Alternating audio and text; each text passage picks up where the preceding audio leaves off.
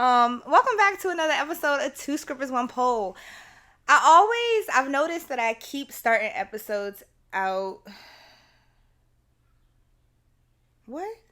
Hold on, y'all, because I just got an email from my coworker about some tea at work. Because this is also part of, like, what I want to talk about. There's so many things. Okay, hold on, let me read this one thing at a time. Um,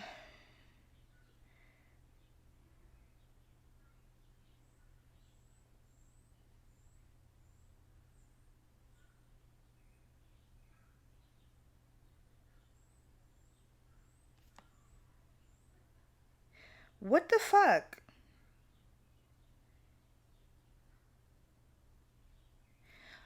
Okay. See, all right. So the sentence that I had started out with was I've noticed that in the times that I've been recording, I'm like, it's been a week, it's been a month, but the shit never stops, y'all. Like, I can't make up the things that happen to me and the speed in which they happen to me. Like, literally, it just be in here like slap boxing. I hope my titty don't fall out, but it be crazy. And so this email or this message from my coworker also kind of just speaks to some of the crazy stuff. So it's been a month. The last time that I recorded was when I did the why am I putting a T in episode? Episode. Standing on business. I think that's 29. um And that was on February 29th, I think, or 28th, that week though. So it's been literally a month, because now it's April 1st. So you'll be getting this. Now you're like really up to date. And you know, it's like I skipped a week because life was just hectic. And I ain't post nothing on Instagram because y'all get what I give you. It's me, myself, and I doing everything, which is also goes into a lot of the things that I'm going to talk about today. But it truly has been a month of so many ebbs and flows, ups and downs. Like it was like a good 2 weeks consistently. I was getting my ass slap boxed. It was crazy. Every time I got up to take a breath, boom, bitch, get back down. Just insane. But what I want to start off with first, where my sound effects at? Oh. Corrections. So for those of you that follow on Instagram, on March 18th, I had posted this reel, so I'll play it again. With that though, if you're going to do booty hole play with these or any device, once you use something for the butthole, don't use it for anything else. Like, that is now a butt toy. So if you have a favorite toy that you're like, ooh, this would really feel good in my butt, go ahead and buy a second one, because you're not supposed to cross contaminate. Now, you could move it from one booty hole to the next booty hole. I wouldn't suggest in the same session, maybe like if you're using a condom, but don't go from the coochie hole to the booty hole or the mouth or any other orifices. I was struggling to say that word. Yeah, so I posted that because we are now in April. So in the month of March, for Toy Talk, I talked about pervertibles. And so I don't even remember. Oh, the context of that clip, just real quick. I was talking about like kind of incorporating food play. I had said something about like maybe if you put like a condom on. Well, did I say that during February? I don't know, because everything is really just a blur. Like, or no, it's January. Where is my time going? January Toy Talk. Oh, January Toy Talk, I had recycled a Toy Talk from like last year, because you know we've been live for almost a year, y'all. This time last year, like it was like we were starting, but the official 1 year anniversary of Two Scrippers One Poll is April 13th. So that'll be next week. And even though we took a little breaky break, it's been more than enough content pushed out for y'all. Thank you for the support. Thank you so much. Through all of the changes, which is something else I'm going to talk about today. It's just funny how things happen. Um, but yeah, January was a recycled one. I think I talked about, like, I had just got some nipple clamps, and then I had some rope play, and I talked a little bit about impact. And then February was blindfolds and masks, sensory deprivation. It was like the pinwheel, and I talked about the Balesa Pebble. And then, which is definitely, that is like one of my go-to toys. I love it. It is so small and like compact, comes in this cute little case. So it's definitely like when I pack my spin a night bag, baby girl go in there hoe. She actually low key. I've been neglecting Rose Kwan because she be doing the job for me. But this isn't a Balesa ad, even though use code BB Mango 30 for 30% off your next nut. um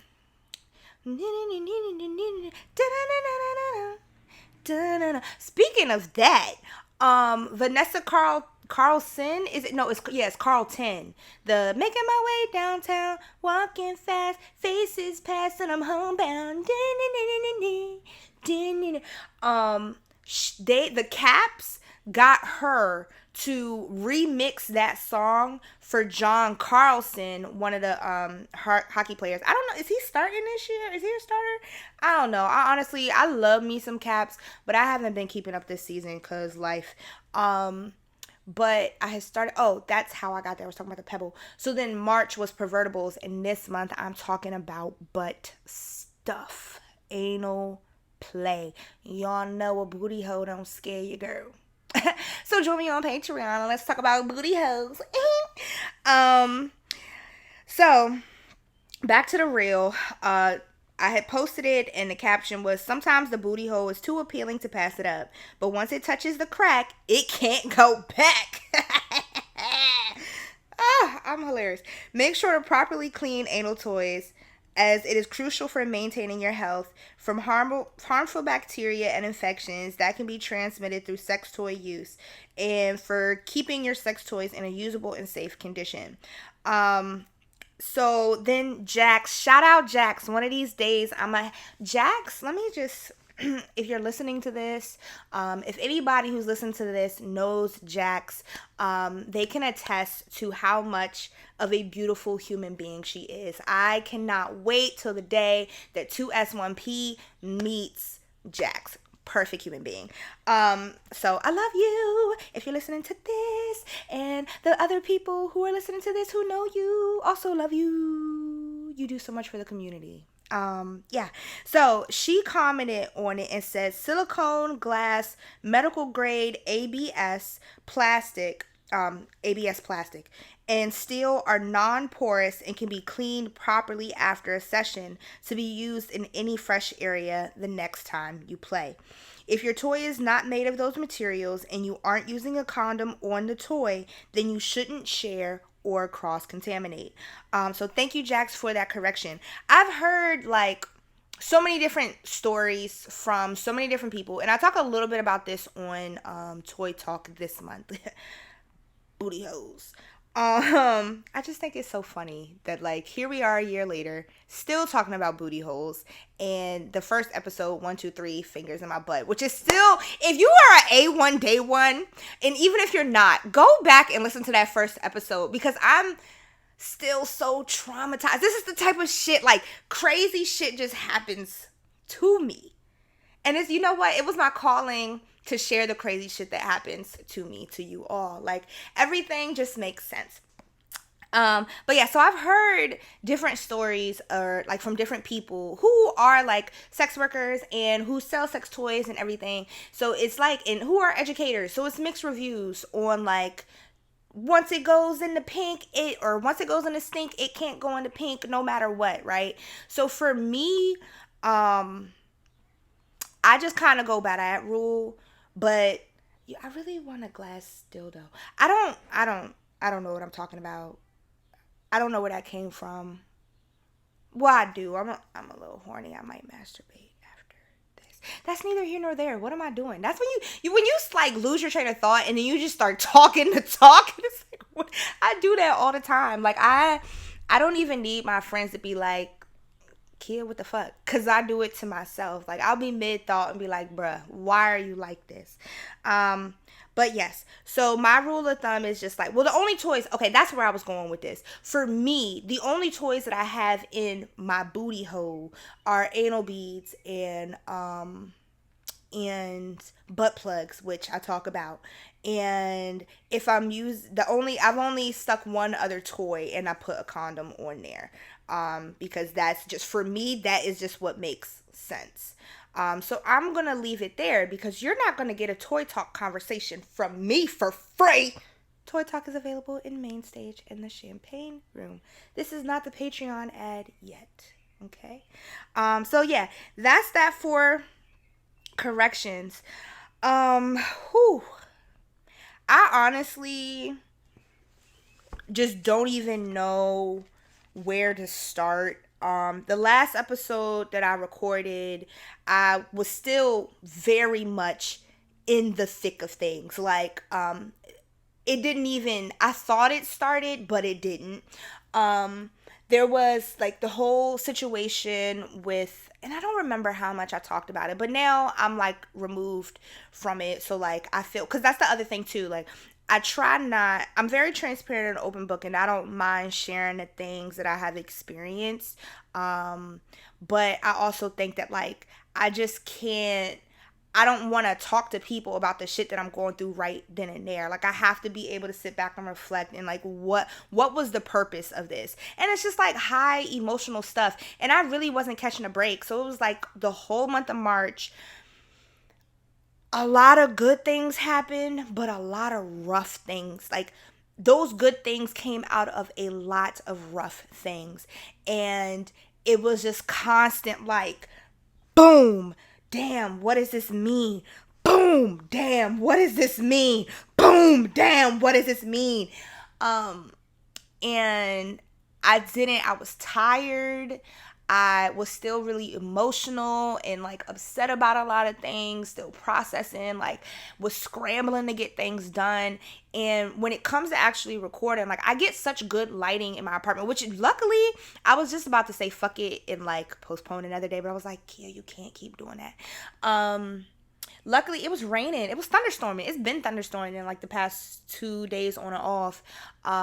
And I thought that it was going to be like a cloudy day, but at the last minute when I started wanting to record, the sun came out, like not as much as I would have liked it, but it looks better in here than it did earlier. So it was just like a combination of just constantly moving around, not being able to take a break, tired, working, like y'all know I got like 15, 11 jobs. Um, and trying to figure out the time of day because I could turn my camera around, but I like to see myself because y'all know I be having so many different phone malfunctions, like whether it's the mic. I didn't even bother plugging in the mic today because I said I don't got time. I spent the last 3 days editing. I'm back on track. I got like a system in place. I'm feeling good. And I was like, I don't need any more mishaps. So I didn't even plug the mic into my phone, made sure my shit was charged. You know, sometimes I be getting phone calls, all types of shit be happening. So I was like, I need my camera to face me. But with that being said, the front camera ain't as good as the back camera. And so when I do that, I like it for it to be light outside so that I get better quality. But I'm gonna stop being a tech nerd. I started all that to say is like I don't remember what I said in Standing on Business. Like I do, but I don't. Like I don't, because I was just at the start of it. I don't remember if I shared. So if I'm repeating myself, y'all get the fuller picture. So at that point, I had the whole reaction to the like the realization of response art with my client. And I was getting ready to, usually Tuesdays I go to school, and then come back home. Like I'll work from home, then go to school, then come back home. So this particular Tuesday, I had been up because I think it was the night before. Was it a full moon? When was that? Where's my calendar? I don't feel like getting up. Let me see. Because I remember what week that was. Or do I? Come on. So that was in February. I recorded on like February 29th or some shit. And then the week before, I think all of that. I think February full moon. When was the full moon in February? Wow, that was horrible. Oh, it was the 24th? Well, was it? I don't remember. Or did it get I always said it was on the 4th. The 24th. Huh. When was that? Cause then I feel like it definitely was. Hold on, let me look at my journal real quick. I'm gonna read some excerpts from my journal. No, I'm looking at March. I'm trying to find February. Did I write anything on February 24th? No, the last time was I had wrote on February 5th, and then I didn't pick it up again until February 29th. I guess maybe you know what, it was that week. Okay, yeah, so we're right. We're right on track. So the 24th, it really starts there, the full moon. So I had done some was that a Saturday? It was. So I had did like some protection stuff just in the house, charging crystals. It's funny. One of my friends, he was over here the other day. We were chilling, and he saw my altar, and everybody's like, "Oh, that's voodoo witchcraft, boo boo boo woo shit. You don't cast a spell on me." Shut the hell up, okay? First of all, even if I wanted to, I wouldn't, because karma is a motherfucking bitch. Any and everything that you put out into this universe is going to come back to you. And so that's why I'm like, honestly, somewhere, maybe in one of my past lives, or I was a little treacherous. But like, I've never been a treacherous person first. I can say that. When I was younger, I was just mean, because kids are mean and sometimes don't know no better. But like, even then, I'm not like, I didn't beat people up. I wouldn't say I was a bully, because there was nobody that I really, there was one time that I did do something that was very, very mean, and till this day, it does, that's when I realized, like, you can't just be saying anything, because even then, it was like, that time, it was a little bit more spiteful. I'm not going to say what I said, but, as a child, I was blunt, which I struggle with now, because I really would just say whatever came to my head, and people would be like, "Yo, you can't say that. Like, what's wrong with you?" I literally had my second grade teacher told the class it was okay to say "shut up" only if they were saying it to me, because I was like so blunt and I hurt people's feelings. And I remember this one time, this girl, she came to me telling me how somebody else was bullying her. So I was like, yeah, if I were you, I would say da da da da. And somebody else overheard me saying to her what I would say to her bully. And they told me to shut up, and then snitched on me and was like, "Yo, kids being mean again." And then the teacher told me to shut up. Like, Miss Schnupp. I hope you're doing well, though. I did like her until then. And then I just did, like, kind of, like, dumb shit as a kid, because that's what you do. But that's not about this. I say that to say, yeah, like, I don't know at what point I really deserved all this karma, but I've made for years, and that's why I never taught middle school, because maybe it was just like the demon child I was in middle school, particularly to Miss Harris, which is so funny that I became a teacher. I never had like a lot of problems with a bunch of teachers. There's just like there's less than a handful that, like, there was Miss Schnupp in second grade, there was Miss Cunningham in fifth grade, there was Miss Harris in seventh grade, And that was really all the teachers that I could say I had a significant, like, you you said or did something to me that then I was just like, yeah. And so I no longer cared how, like, you didn't get respect from me. But Miss Chanel, we started out cool. And like I was a little bad.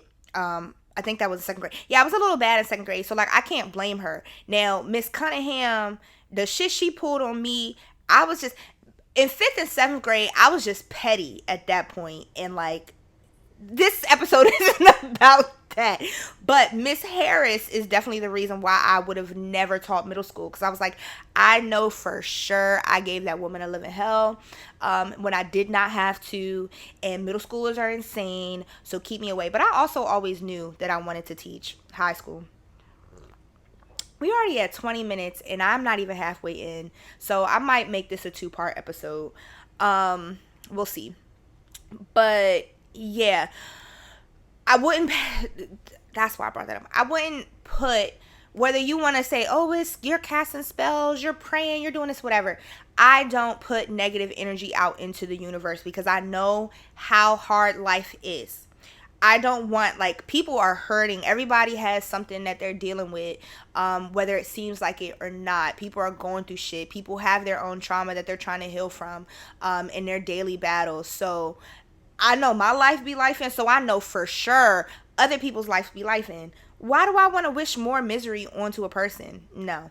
But yeah, so I was in here doing like witchy woo woo shit. Just like asking for protection because I know, like, I've talked about this a lot too, just about the power of words and my manifestation series, which I'll actually, if you're watching this, I will put it in the video right now. And if you are listening to this, you can check the Instagram story. I have to make sure to make a note to post it. But my manifestation series: creativity, joy, abundance, and love. And I'm pretty sure that I did it in that order. And uh, when I started that series, I didn't really know what I was getting myself into. I didn't know what I was asking for. Like, I didn't understand the power that I had just essentially unlocked. I go into this store and I'm like, oh, these are cool. This is something that I want in my life. And I've gotten, like, the candles with the mantras before, like the Reiki candles and stuff. And I didn't really sit with them. That's what I'll say. Because with this series, the process that I had was I got the candle. Before I would start working, I would read the mantra out loud as I lit the candle. And then I had on pieces of paper, smaller pieces of paper. I think it was like watercolor mixed media paper. That doesn't really matter. But I just rewrote the mantra over and over and over until there was no more room on the paper. And then from there, I had kind of like drew lines on the pieces of paper and cut and then I colored them separately, and I based the color based on the candle. So like the creativity piece, that was a purple candle. The joy was an orange candle. The abundance was a green candle, and then the love was a pink candle. So I picked that main color, and it's complementary. So the majority of the colors in creativity, purple and yellow. In why am I blanking? Joy, orange and blue. And then abundance and love are essentially pink and green, red and green. And so I would do like that contrast and like the adjacent colors. So it was very rooted in color theory. Once I picked out my color set, then I separated the actual pieces of paper. And the piece of paper that I was working with was like a 4x6 or maybe 5x7. It wasn't big at all. And then I would cut it up and I arranged it onto the paper, or not the paper, the wooden panel, which the wooden panels were like 11 inches by 16 inches.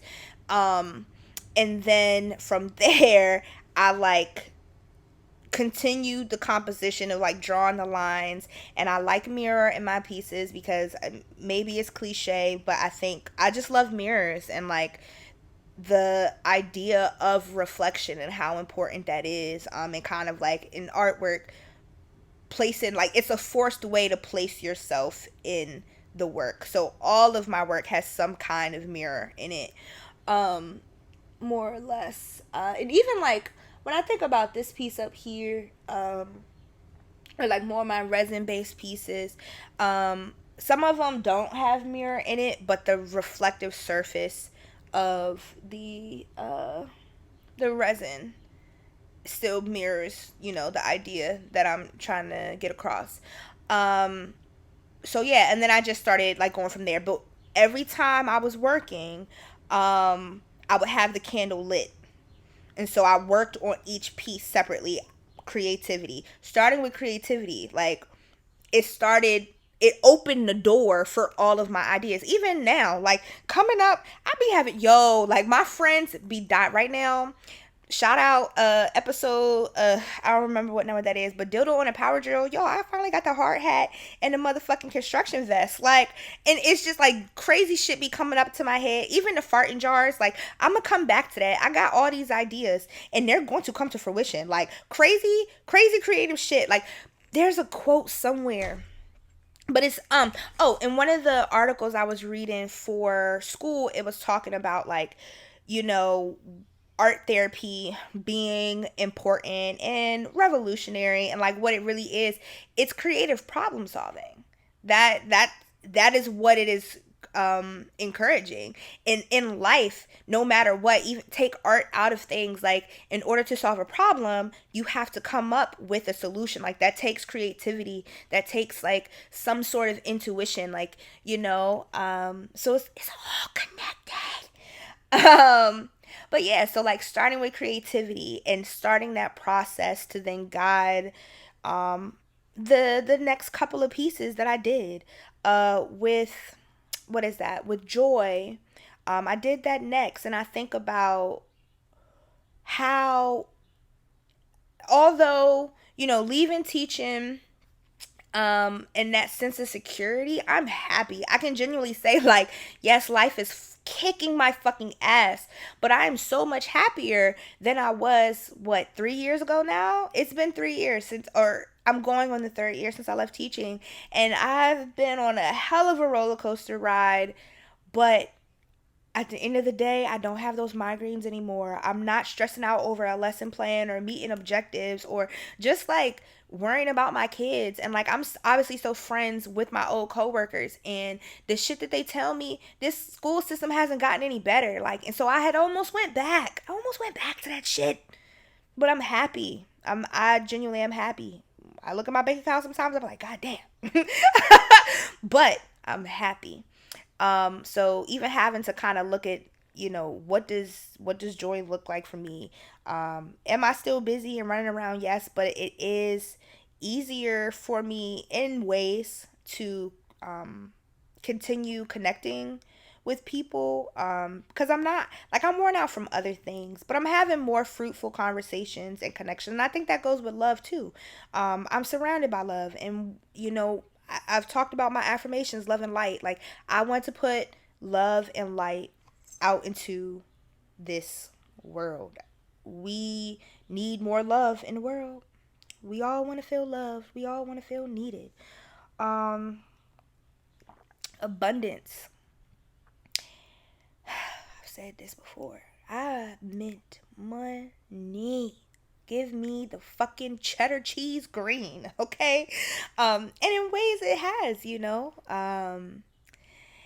and but it's just funny to think, like, thinking of what space I was in, literally and physically, like just leaving teaching, the relationship that I was in, it wasn't, it was very toxic. It wasn't a good relationship, but at that point, everything else had just been going wrong, and I felt like this is the best it's gonna get. Whoo, child. Ooh, little did I know. And I, whoo. There's stories connected to that too. And I just keep having all these revelations of that relationship. And it's like, doing some journaling, and one of the things that I had got said, one of the affirmations I used, third eye thoughts. One of the affirmations on March 30th, it was, be grateful for what you thought you wanted. Be grateful that what you thought you wanted never materialized. Trust that you were being protected and redirected to more. When you try to create from impatience and chaos, foundations will crumble. What is yours can never be taken away from you. Build from a better place by believing your miracles are already done. Sometimes what you wanted was too small for what you are really worth. Trust in the fullness of what you desire. And just like really heavy on the be grateful that what you thought you wanted never materialized. Because at that point in my life, I was in a settling place. So I was just like, shit happens. We're gonna figure it out. This is the best that it's gonna get. So how can I be happy within? But I wasn't really happy. Like how can I make myself feel like I'm happy? At the same time that I was doing this blindly, and here we are. It has now been 3 years since all of that happened. Like this is around the time, huh? I need interessante. Y'all, I've been doing a lot of like, I've been looking more into numerology, which eventually I'm gonna get to episodes focused on that. Yeah, this is probably gonna be like a two, maybe even a 3-part episode, because I got a lot of things I want to talk about, and it'd just be easier to edit like 1 to 2, like 120, because it's like if an episode is 1 hour, it takes me like two, maybe 2.5, because sometimes I be getting distracted. But then I also make episodes long because I go off on tangents like this. Back to the point. Let me drink my tea. Um, I was talking to, it was something that I realized, like April is, in the past 3, 4 years, well, definitely since the past 3 years for sure, something of significance has happened that has like changed my course. So I just need to really keep my eyes open this month. I'm not gonna say I already have something lined up that is like a big fucking deal for me. A really big fucking deal. So I can't wait till that happens. And it actually kind of stems from the last episode that I actually recorded, Standing on Business. When I had all of those revelations that day, I had reached out to some people, and 3 people in particular that I just feel are really, they have, they're on a path that they have already achieved a part of my path, if that makes sense. Like, I don't, yeah, that makes sense. Like, what I want to do. So I started doing things, and I was like, I don't know how this is possible. And then they came across my, like, just my site. Somehow, something about them came across to me. And it was like, you're on the right path. This is possible. Like, this has been done before. Not their path is obviously not your path. It's not done in the same way. But like, what you're thinking of is very much possible and doable. And they're all black women, so that makes me even more excited. So I reached out to one person, and I'm just minding my business, and I just decided to check my email, and she messaged me back and was like really excited. So I can't wait to share that with y'all. But back to the topic, yeah, like, and to even think, well, that happened in March, but we're supposed to meet this month. And like last year in April is when it's been a year since I have dived into sex work officially. Because I think even, this time last year, I was in North Carolina for Dreamville. So then it would have been a year next week where we went live. But then also a year next week that I had officially like started getting more into the sex work. Because I think even the episode where saying goodbye to Tori, our last episode together, I had mentioned in her, I'm like, thank you for just like, helping me start this. And Tori is like one of one of my inspirations for sex work. She's been doing that for years and was doing that for years. And just has always been a support system in that way. So to even think about like this time last year, where I was at with the podcast, where I was at with sex work, where I was at with school, hadn't even started school, like, and then 3 years ago, this is where the relationship that I was in, it started really falling apart in April. At the same time that I'm asking for all this stuff. So then my life got flipped, turned upside down, and we just started rolling with the punches. And it's been a lot of ebbs and flows since then. And so the reason why I was like, oh my God, epiphany, because I was like, oh, April, the 4th month. And April is, shout out to all my Aries. I like to think, this makes me a little sad because I don't know if I really care for March Aries, particularly the men. But honestly, I don't really be caring for men because y'all be y'all. And so like technically my Aries birthday would be March 30th. But I don't like that because I don't like the March.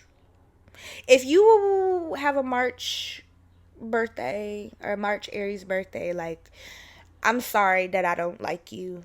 Blame it on I know, well, one of them is an April. And honestly, it's just men. That's all it is. It's just men. That's it. Cause wait, yeah, it's men. Cause I have one of my really close friends. Her birthday is March 25th, and I love her. I bring this up because for all of my astrological peeps, I have a moon and rising in Aries. So I think honestly, April might just be my month.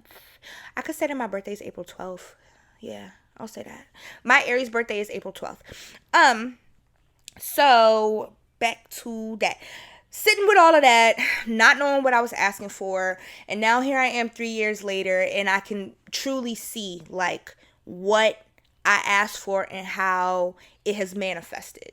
And so to bring it back to real time, under the full moon, I just rapped for like 20 minutes just long story short, is never fucking short with me. So I'm in here asking for protection. And so that happened that Saturday. Then that Monday, I had like my regular routine, got up, went to my internship, came back home, started doing homework, and then I had got a notice on my door saying that that the water was going to be cut off. So I'm like, okay, I got to make sure I get all of my things done. I needed to clean up. I wanted to do some other spiritual work, and I started falling asleep trying to do this damn project. And yeah, y'all know how that go. So rushing, and then I ended up waking up, I think at like 2 o'clock in the morning. So like at this point it's Tuesday.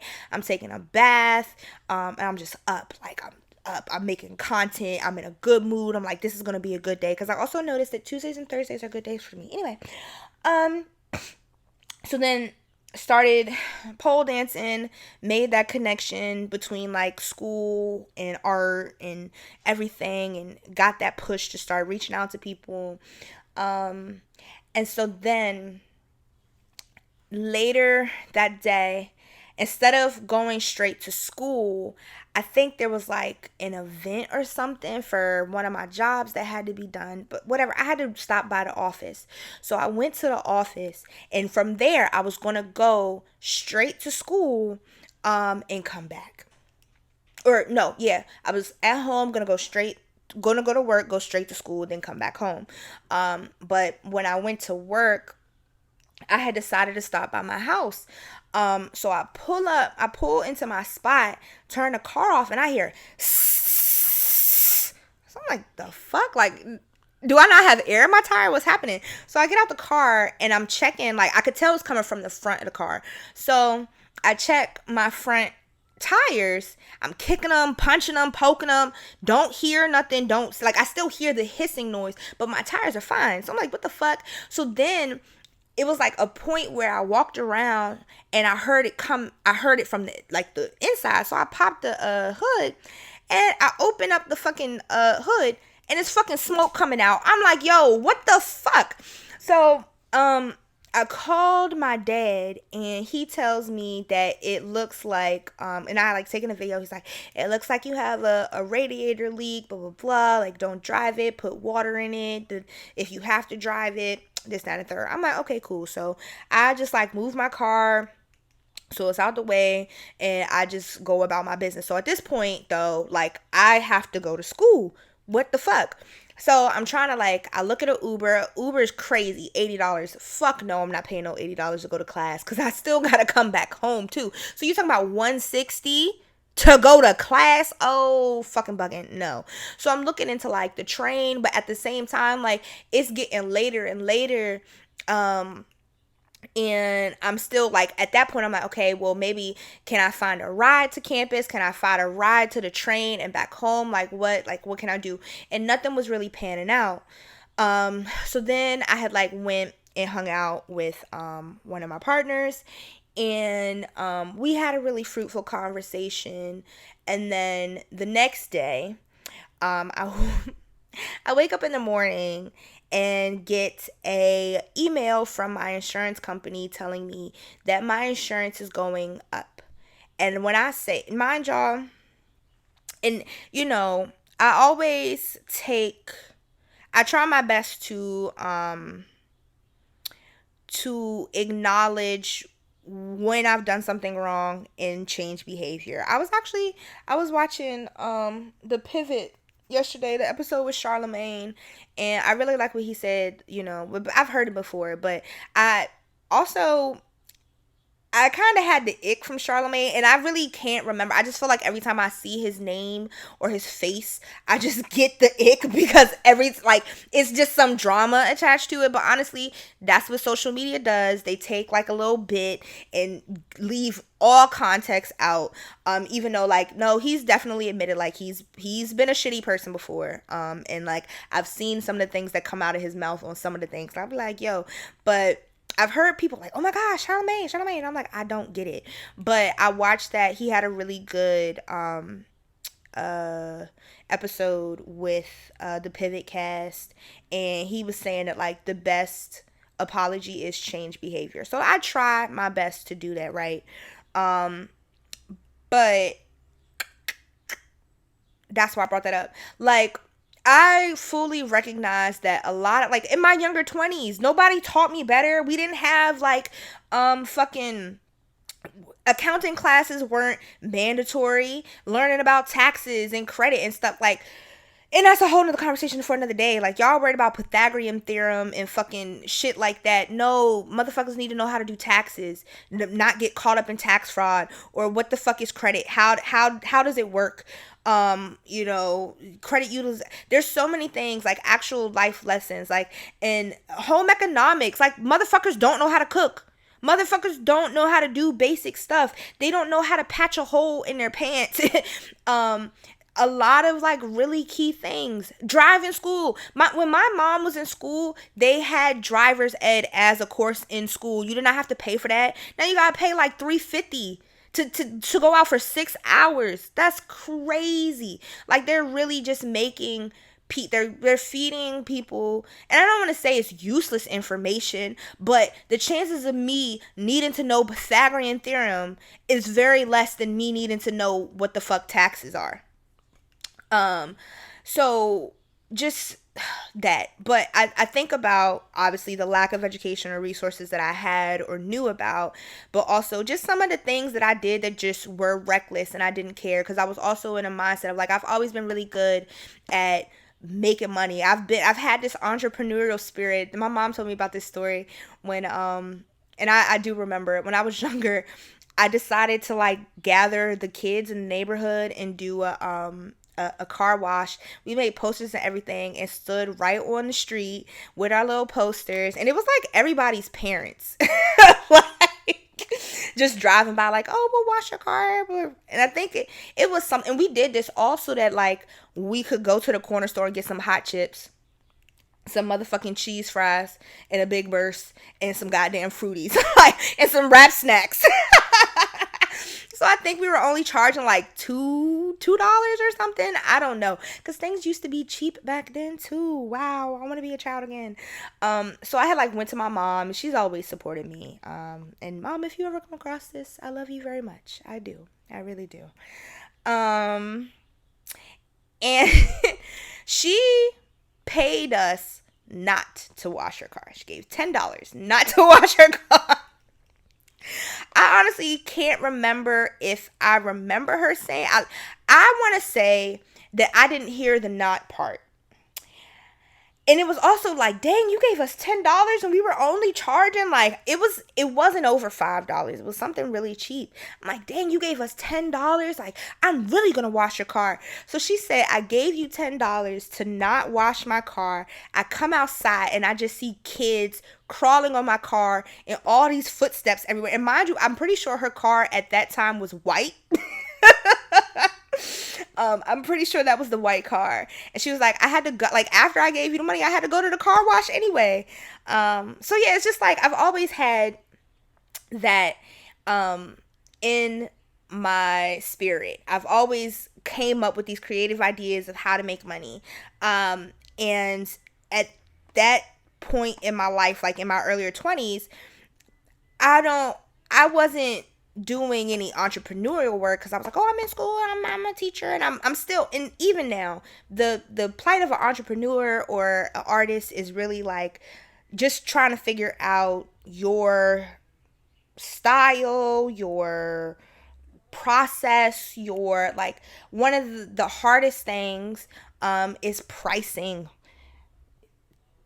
whatever you think you're worth without reasonable, like don't be charging people $300 to do their hair when you've only ever braided one person's hair and the braids fell out. Like, let's be reasonable here. If you really don't know what you're doing, but think about like where I started out with prices is like how I start out is I obviously the cost of materials times two. Like, especially if it's something that cannot be used again. So let's say I have a resin project and let me think. Well, in art, a lot of things. I'm trying, like, if it's a tool versus this. So like if I'm doing a resin project and I need to buy a torch in order to complete the project, that is something that I would probably I will only do one of in the price, but like resin, I'm gonna have to replace that. And I haven't really sold any like resin projects. Have I? I did. I sold one resin project, but resin is also new to me within the past. Well, no, resin's new to me within the past 2 years, but like mainly resin is within the past year. But I also don't do a lot of resin because it's so toxic. When I was doing the manifestation series and I had made a reel and they chewed me to pieces on Instagram because I didn't have on a gas mask and gloves. Like, they were, what are you doing? That's so toxic. Blah, blah, blah, blah. It was crazy. But anyway, I like to do the cost of materials times two and then add labor. And it's like, know your worth, add tax, be reasonable with those numbers. But if somebody really wants it, somebody's going to pay for it. And it's a lot of times too, with that entrepreneur spirit, it's hard because you expect your friends to be your biggest supporters and they're not going to be. They're not. It'd be people but might not always, like, you wouldn't necessarily consider them the biggest friend, but like y'all grew up, or like what I'm getting at is, yeah, you be thinking it's like your dogs, and that's not my dogs, some of my dogs, yeah, but like you be thinking it'd be your dogs, it's gonna be ride or die, and they don't be, it don't. Even when it's like, y'all can't give a nigga a simple repost, like, you know, I'm not. Anyway, back to On Track, which I don't even remember what On Track was. Um, I went off on a tangent about April, and car. So, that's what I was talking about. So, got an email from my insurance saying that my insurance was really about to be through the motherfucking roof for liability only. Like, because that's also part of the reason. Like, so, in when I first got my license back in like 2018, I've been in 5 car accidents. Um, Back in 2018 was my first 2. And then I didn't have another one until 2021. Somebody hit me. Then later later that year, or was it was 2022, in like February of 2022. I was a passenger and somebody hit us. And then in 2022, was that 20, yeah, that was 2022, passenger with Katie, and then 2 weeks later it was mine. So the one that was mine, my car had hydroplaned while merging onto 695. And if you're familiar with the area, let's say you're on 295 heading towards Laurel, and you're coming, let's say you just got off of, like, you're between the Hydesville and Greenbelt exit. So I'm taking, right before the Greenbelt exit, you're merging on to 695 to go towards Baltimore. So I'm taking that exit. And my car started hydroplaning as I was merging, and it like just started swinging everywhere. And the next thing I know, like, it all happened really fast. The next thing I know, I T-boned somebody, and they went flying, and I went flying. And nobody got like seriously hurt, but it was a really bad accident. And it's like, I had gotten a ticket for that, and that's just really, that really kind of pissed me off, because it was like, oh, failure to control speed on the highway. And I wasn't going fast because I'm already paranoid to be in a car. The accident that Katie and I was in was similar, like no other cars were involved, but just like the act of merging onto another highway, and just like the shit just kind of hightailing, and like ours was like, that was the moment that I've said before, I really didn't think that either of us were going to make it out alive. So that was just like the moment where everything for me, how I live now, trying my best, and it's very hard, and I have to kind of keep reminding myself that, but it's like trying my best to be in the present moment, because that's all we have. And really just like, I'm I'm going to take my time with things, and if there's something that I want now, I'm going to do that now. And I mean that in terms of like experiences, right? And I also need to exercise better discipline with that, which I'm working on. Something that, I've always needed to do is discipline, and is a bit of a struggle for me. Um But yeah, they try to say it. Like, I knew I wasn't speeding because I was petrified, and it was raining. Like, I don't like driving in the rain, especially now since that. So it was like fresh from that, and so I knew. I had like looked in my rear view mirror to see if cars were behind me. I was very aware, and I don't remember, of course, what the odometer said. Not the odometer, the speed, whatever the fuck. I don't remember what that said, but like, I know I wasn't going fast. And it was like they gave me a ticket for like 130, I think. And then it was just like, I didn't really know how to read a ticket.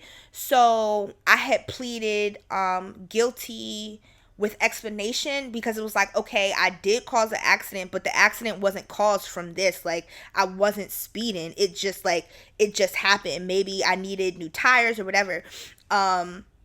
So that's what my thought process was. So I went in, and luckily the cop that wrote me the ticket wasn't there. So I could have, like, um they were letting people say, since the cop wasn't there, and like people who said guilty with explanation, they had the chance to like say, oh no, I didn't know, I want to rewrite it, whatever. And it was just like, for me, it was kind of like a consciousness thing. I really didn't know what to say, because it's like, well, I did cause the accident, but it wasn't because of any negligence in the moment. Like, I was kind of, it was like a moral thing. So I didn't want to say not guilty, because I'm guilty of part of it, not the whole. I should have just said, nah, I'm not guilty. Let me come back. But now, so I felt like I did the right thing. And so then the judge was like, okay, well, is is it still an active investigation? And I'm like, yeah. He's like, okay, well, I still have to like charge you. So I ended up getting, I had to pay the ticket, which ended up being more. Y'all, this is the thing, right? With tickets, speeding tickets, just pay the fucking ticket. Do not go to court. If it's something where, if it's a motion, like a motion violation from a camera, just pay the ticket. Do not go to court. If it is a police officer that stops you, try your hand in court. Because I remember my very first ticket, the judge had came, well, the cop had came, he was a dick. I'm not even gonna get into that, but the judge had granted me probation before judgment, so I didn't have to pay the ticket. It was because I was still on a provisionals and young. If I were to get into, like, if I got another violation, they would have added that to the new fee. Like, I would have been double charged at that point.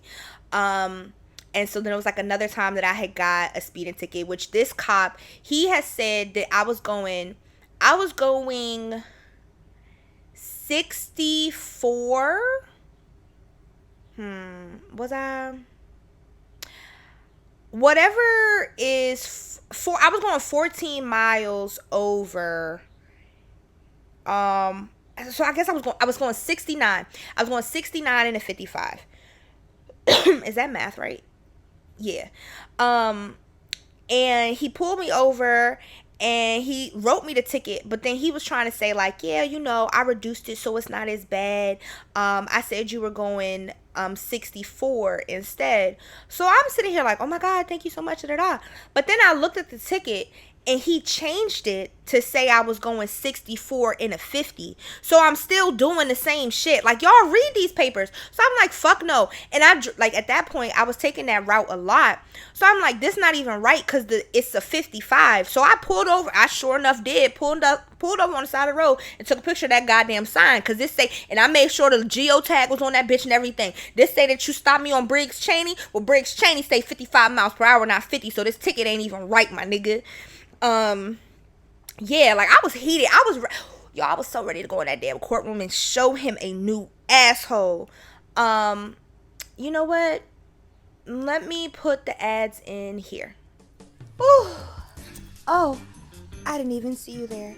I was too busy double whammying it out with my Finger Pro Air and my handy dandy motherfucking thrust. Go ahead and use the link in the bio so you can double whammy it out too. Use code BBMango30 for 30% off. That's BBMANGO30 for 30% off your next nut.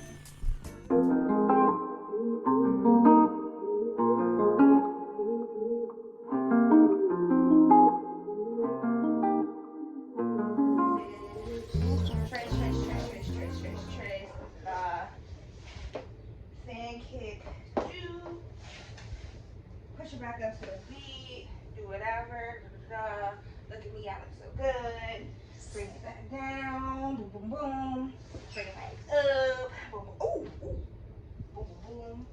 Be careful while practicing, y'all. Do not do things like me, okay? I know it's monkey, say, not monkey, do. Do as I say, not as I do, like, on all levels, okay? Because your journey is your journey, but like, be more careful than I be. This is the disclaimer, okay? Anyway, we're gonna kick it up. And then I could do a little booty 1 or 2.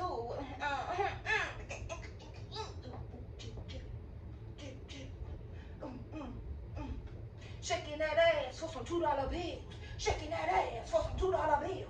Shaking that ass. Somebody went to the bank and they gave him $2 bills. Okay. Sugar the ass. Oh, that's what I said. I said trace it up. I can trace it.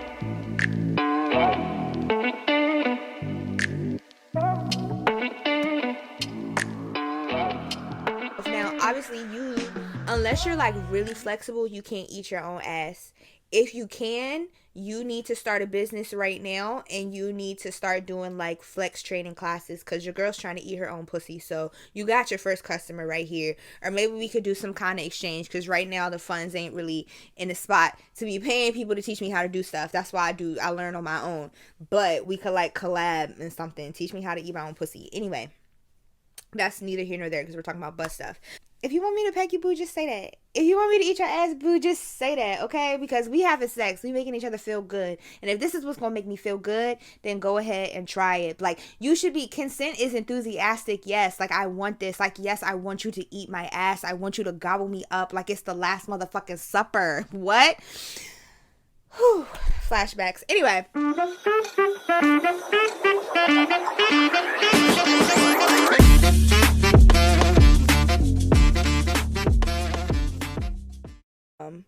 And I think I talked about this in a regular episode.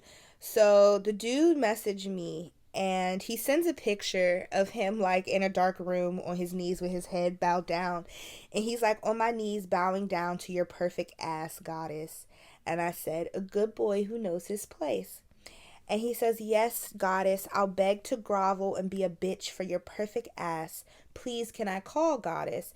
So I said, you need to beg harder than that, bitch. Show me how badly you want to worship me. So he's like, your ass owns my life. I'm your bitch. You win. I submit. Please, can I grovel to you on the phone, my superior ebony goddess? So I said, I always win. When I get finished with this pig, I'll ruin you next. And he's like, thank you, goddess. I'll wait on my knees for permission to call. He's like, hello. And I could tell immediately he was masturbating off butt. Okay, and we're back. I'm gonna try to wrap it up. But no, we'll see. Anyway, yeah. I was talking about the ticket. So then he ended up not showing up, so I didn't have to pay it. So I wasn't back in court until my license plate got stolen, and I was there because it was like, it wasn't me. I have the proof from the MVA that I didn't do this. But before that was what I'm talking about now, my last accident. So basically what happens is they charge you a whole bunch of court fees. So you end up paying more. They say, oh, I'm going to do this and da-da-da. So he was like, oh, I'm going to reduce the ticket to like $120. But then with the court fees and all of that stuff, it ended up being over $130. And then he told me they weren't going to put points on my license, but they did. So I have 3 points on my license because of this accident. And whatever else. And then when my car had all of its issues back in last August with like the engine dying and I had like got locked out one night, that alone, the lockout in the engine, like I needed to tow less than 2 miles, y'all, less than 2 miles.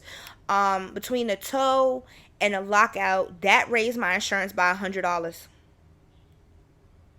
And then add like still having the accident and the points on my license. So it's just like, I'm not even gonna tell y'all how much they really trying to make me pay. But I ended up switching insurance. I had Progressive because at the time, because I had like a rough driving record at first, Progressive, like at first, y'all know it's bad when y'all could only get like Maryland state insurance.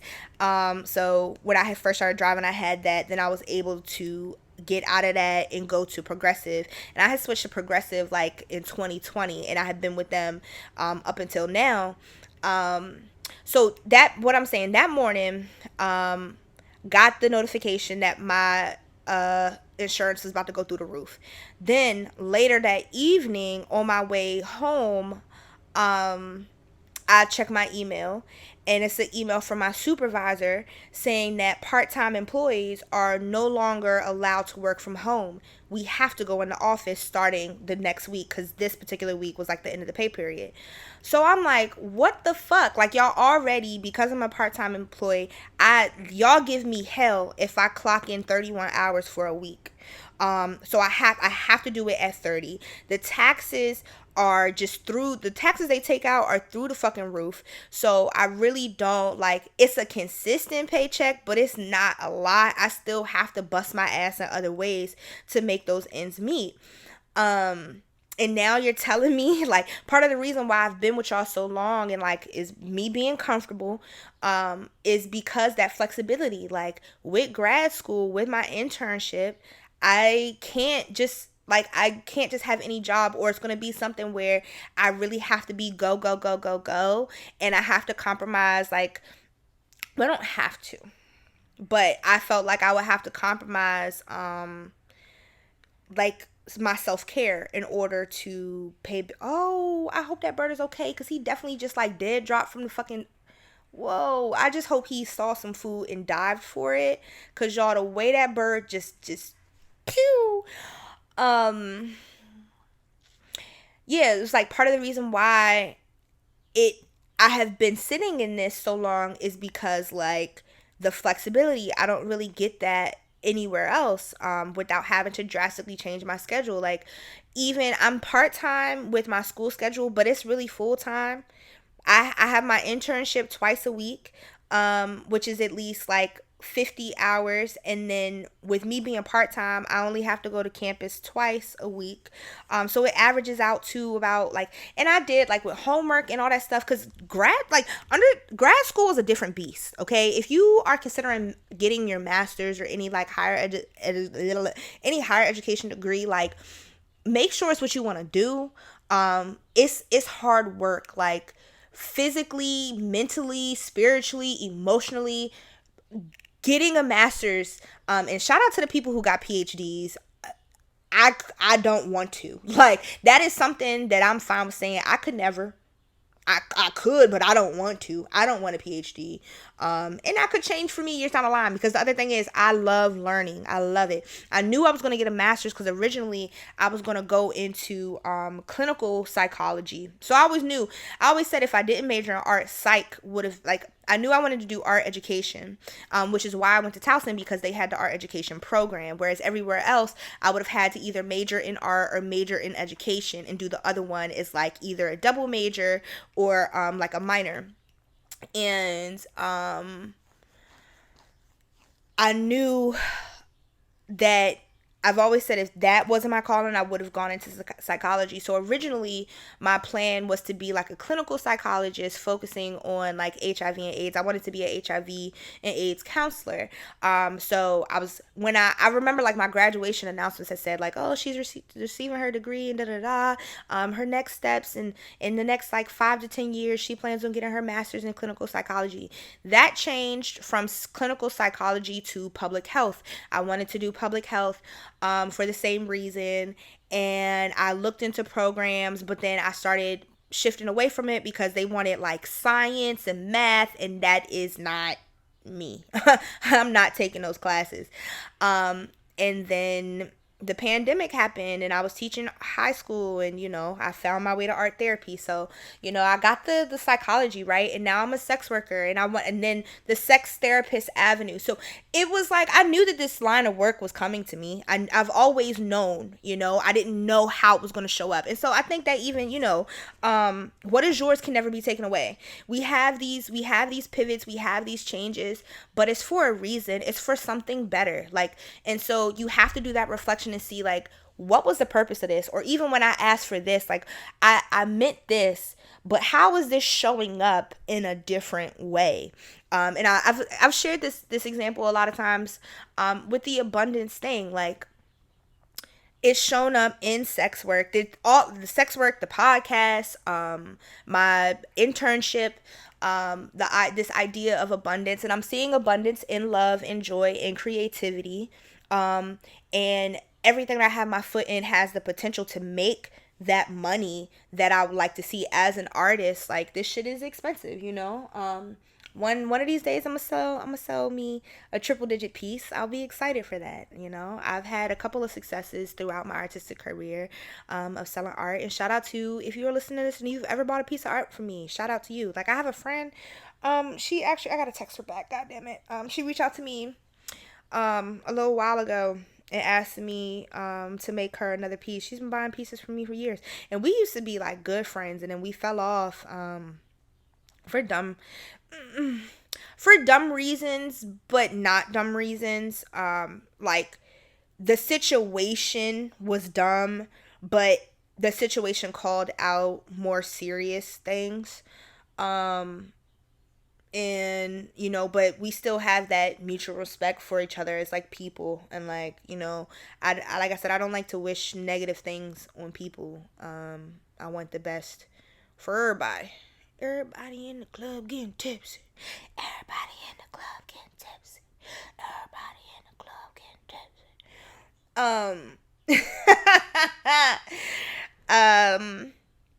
Yeah, so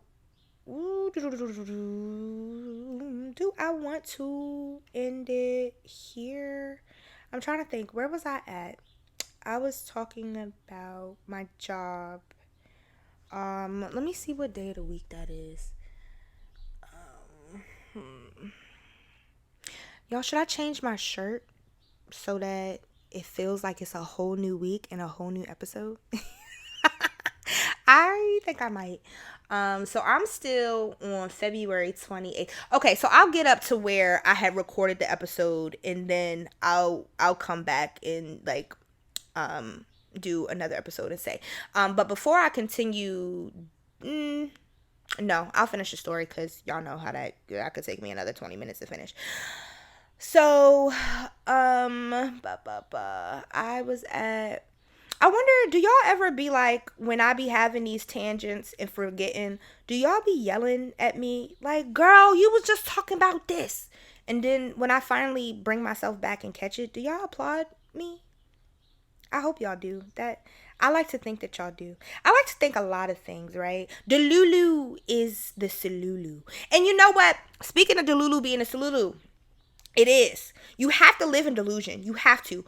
But who is that delusion serving? When you really think about, like, is your delusion rooted in, like, I'm a bad bitch and I got my motherfucking house and my motherfucking G-Wagon and all my bills is paid and I'm on the islands in Waikiki, when really you living in the projects?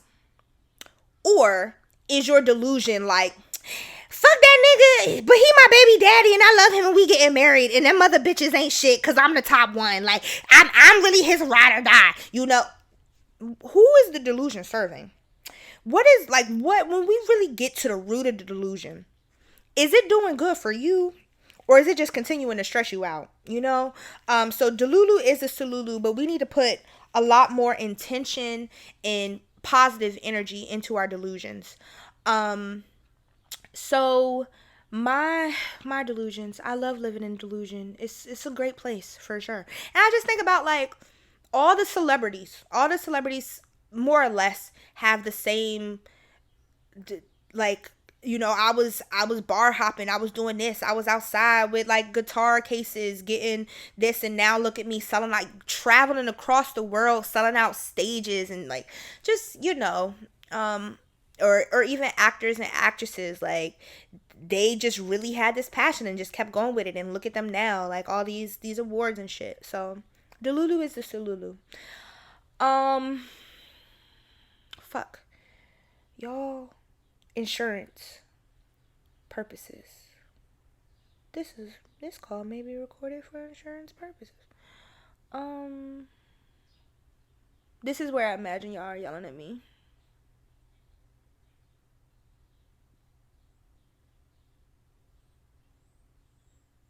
I don't remember. So I'm gonna just go back to the last point that I remembered. My job, cutting hours, the 29th.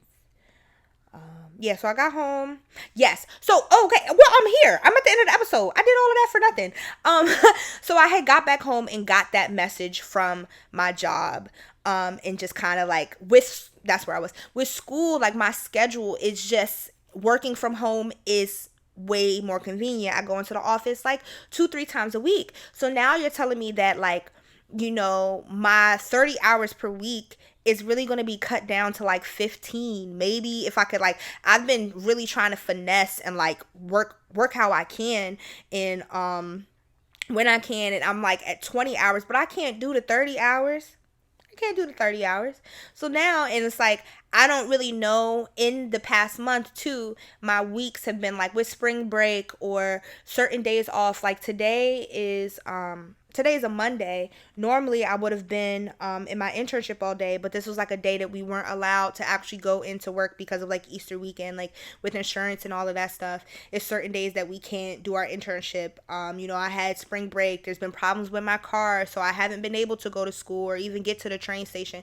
So it's just been like all these different barriers where I don't truly know what my schedule looks like. So when I can go into the office, I do.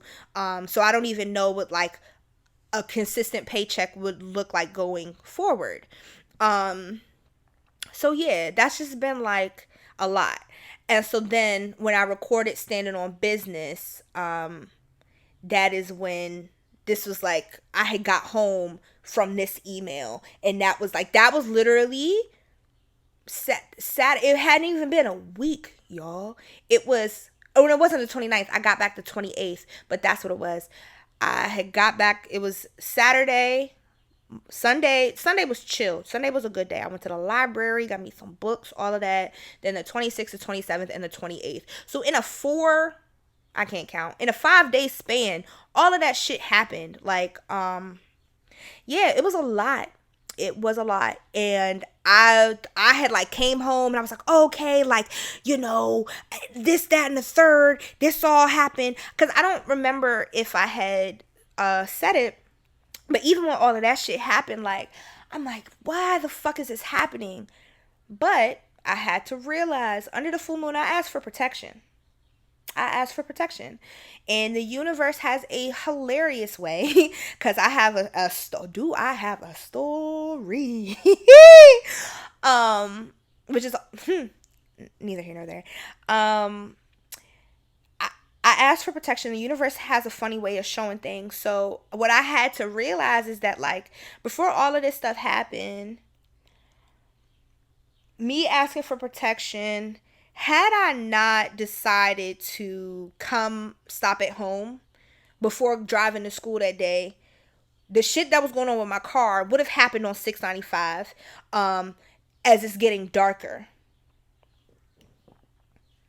Way more dangerous than being in the parking lot of my home. And I think even, because then, was it later that week?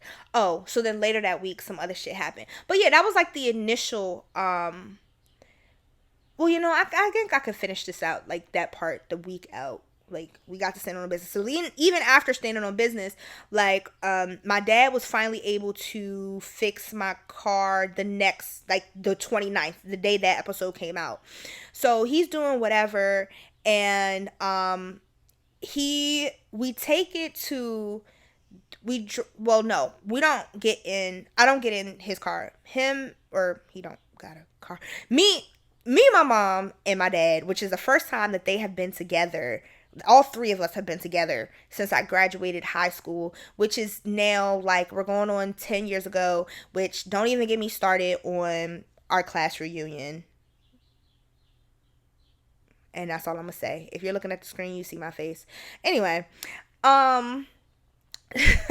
so, which hasn't happened yet. It's supposed to happen. I don't even remember. I'm not going. I don't know, because y'all, the price is way too high, and I'm pretty sure I have school that day anyway, and I just have other things to pay for. So, but I'm not gonna give a critique on why I think that.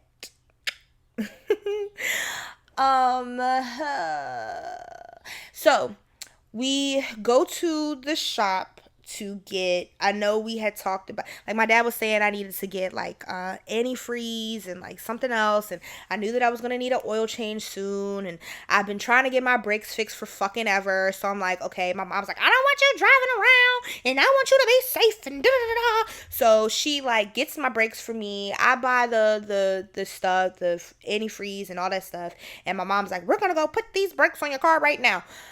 So I go pick up my car to drive it because I wasn't a hole in my radiator, but like the hose was loose. So my dad fixed that. I go drop my car off to a different mechanic to go put the brakes on. So then he called talking about whatever my dad did fucked up the car even more, and now repairs are gonna cost like thousands of dollars and da da da. And I'm like, yo, what the fuck?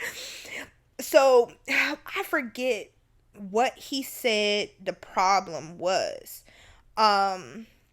But it's just like, protection. And it was later that day that I had realized this. It's like, am I frustrated with how all of this happened? Absolutely. Fuck yes. Why does this keep happening to me? But I asked to be protected, and had things not gone the way they had gone, they could have been a lot worse. I could have been in many more worse positions. So that's just kind of like this past month. The month of March was just kind of really having to put a positive spin on a lot of things, and I reached a point where I was tired, but I'm always grateful. I'm always grateful.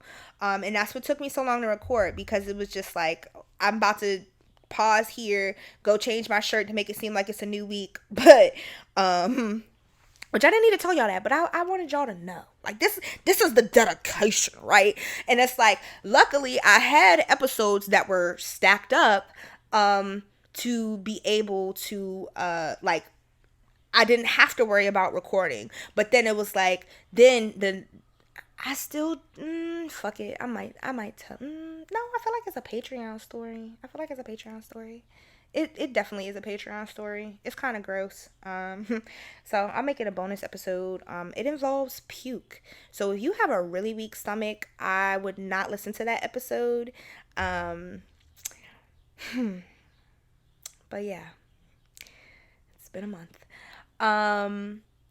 And yeah, so I just had to find myself like just constantly in the thick of things. One positive thing would happen, or I put a positive spin on it, and then it was the next thing. Like, god damn, give a bitch a break. But yeah, so Mango's message, I think. Oh, before I get into Mango's message, Patreon, because there were some things that I wanted to say. Behind the scenes poll play this month. So obviously, we have behind the scenes poll play available in all tiers: house fee, main stage, and champagne room. Then we have Toy Talk, which is main stage and champagne room, and then we have Tales of a Sensual Findom in champagne room. The tiers are $333, $666, and $999. And I think it like might be a little bit more than that. So I think like the because I don't remember if I set it to charge extra tax. So like the $333 might really be like $380 or something like that. I might be making that number up, but it's around those prices. But in behind the scenes poll play, I had a performance in March, my 4th, technically 6th, but my 4th poll performance. I would add the video into this, but I already know this is going to be longer, and I actually embedded it in the poll play video. But for those of you who are listening or watching and you're like, bitch, I'm not going to Patreon, cool, you can go to my pole dance page, Pole Poppin' Packs, and the video was there. But I shout out to Pole Plus, shout out to May Day. She's been on this journey. I'm like, dang, she introduced me at my first show. She introduced me at my, no, she wasn't the host for the third performance, but she was a host in the first, and she was the host in my 4th. And just shout out to her, shout out to Pole Plus, shout out to Jada, the serpent girl, Jada, the owner of Pole Plus. Yeah, I had a great time, and shout out to all the other performers that were in it. So I had my performance on March 26th, and it was a freestyle because I really didn't know. Like, I have known that I was gonna be in the show. I think honestly since like January, definitely early February. Um, and I was like, oh, I'm gonna have time to practice, and I really wanted to do something slow and flowy, which I didn't get to in this episode, but I'll get into that in the follow up to this. I wanted to do something slow. I wanted to do something flowy, easy, and not so trick heavy. Um, or just focusing on slowing down. So I had picked this. I did to Flash It by Gucci Man and Lloyd, because the theme was like 2000s Dirty South, and I I I don't know how I'll be losing my sentences in the middle of them. Um Life was life, and so I didn't have time to actually practice, and I'm not going to a studio right now. I'm not a member of any studio. Like, my pole practice is literally just like when I have the energy to pole in here. And so, as I've always said, I always just try to put more into flow, because I just be like, let me just be so hard and do the fucking trick. Oh, this looks cool. And yeah, so before it ended up, everything just kept going and going, and I almost dropped out of the show. But when my cousin had already bought a ticket, shout out to you, and then it was a tippet show, which was going to be my first tippet show, so I was like, it's a chance to make a little bit of money. So I didn't want to just bail, and I'm like, I've performed before. I know, like, the only thing I'm worried about is busting my ass. Just don't bust your ass, don't stop dancing if you do bust your ass, or whatever the case may be. And it's just always a good time, so I still wanted to go through with it. And one of, like, in my room I have my little whiteboard with all my goals, and one of my goals is to perform at least 3 times this year. So I already knocked off one. I just need to find 2 more performances. So behind the scenes pole play, I had just started recording. I was just like, fuck it, we'll see what happens. I might use this just to have it, I might not. But then when I wasn't going to, but then I was like, wait, you have this, go back and just see what you even did. And I was like, oh wait, this is actually really good. So yeah, that's the backstory of behind the scenes pole play. Um, my critique on my performance is definitely not my favorite performance out of all 4. And I say I've really had 6 performances because I've performed at Black and Kinky twice. Um, and and that was just like impromptu. I'm just there talking to people, and then the song comes on. I'm like, oh my god, I love this song! And then I run to the front, and I'm like, can somebody turn the pole on spin? And then they're like, do you actually know how to use it? I'm like, yes, yes, yes, please. And then I like run it, and if I don't have my heels on, I'll put my heels on, and then everybody starts going, oh, she's about to dance, and then I dance until the song's over. But yeah, anyway, so my critique on that is just that it's not my favorite performance because it's not as I was just I wasn't nervous. The only nerve I had was the obvious one of I don't want to fall and bust my ass. I just didn't feel prepared, and I really didn't, because I knew, because I haven't been polling, I don't have, like, my strength isn't where I would really like it to be. So I knew that I wasn't going to be on the pole as much. I had never actually been to the studio before the dress rehearsal, so I had luckily I did go, and I did not the dress rehearsal, but they had like an open studio. Luckily I did go because I had a better layout of the space to see what I was working with, and I was like, okay, well, they don't really have like a lot of ceiling height, so I know that I can't just like climb up the pole 3-4 times and do some crazy drop down or something like that. So in my head, I was like, I'm not really going to be on the pole anyway. The trick that I wanted to do, because what I had said originally I was gonna do was I was going to do either, I don't know the names of anything, and maybe if I can find like another video of it in the next one, I'll show a video of me doing a move. But I was like, I wanted to do that move. I had briefly thought about doing an invert because I've never actually done an invert during a performance. I don't think. Um, and so I was like, I wanted to do an invert into like an upside down pike, and then maybe do a jade, but I haven't really been stretching. Like, I haven't really done yoga since fucking January, Feb, I don't know, fucking know when. So I'm not at my best flexibleness and all of that, even though, but I know I'm good. Like, so it's like, it came to as I'm watching, I didn't do as well in the tipping show as I would have liked, but I think that the two main factors were one, song choice. Song choice is really big in tipping shows because you want something that's gonna hype the crowd up. Like, a lot of people, I don't think, know the song that I chose. Like, I really like it. I enjoy it. It's a hot song. I've always loved that song. And people be like, "Oh yeah, this is hot," but that's not one of the. I think that was on Trap House 4. I don't remember. But it was on one of the Trap House albums. It's like the black one with the gold and the cup. Anyway, it wasn't like one of the popular songs from that album. A lot of people didn't know that Gucci Mane and Lloyd had a song. So that was like one, I think one of the main factors of like, oh, this song is hot and she doing some cool shit. But like, when a song is hot, people like hype, they hype. And if you catching like a lyric or you catching a beat or whatever, they're throwing money.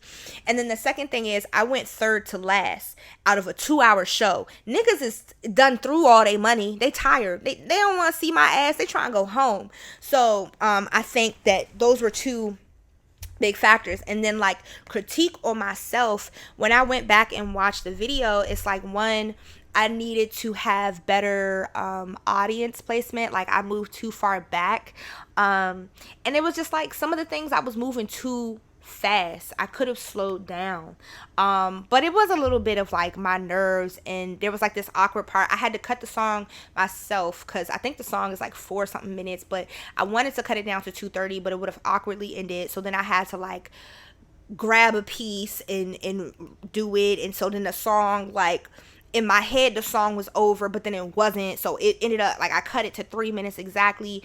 And so it was just like a lot of things. And for me to have done everything so last minute, because I didn't even cut my music until I think like performer applications, I knew I was going to be in it since January. Performer applications were due like Friday or Saturday, or maybe Saturday. And then I think I hit May up on Friday, like, yo, life is kicking my ass right now, but I still do want to perform. And she's like, okay, well, make sure that you send your performance fee and like send me the application by Sunday. But if you don't do it by Sunday, like, you're out. And I'm like, I got you. So then even then I had to, like, I still, like, I knew I was gonna do the song, but I still had to cut it. I ain't have no performance. The performance was in a week. Like, it was just, but as I was watching people, like, I love performing. I love being in the community.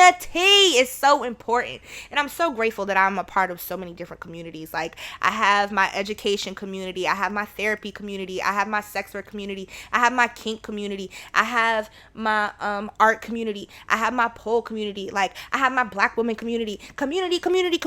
It's so important.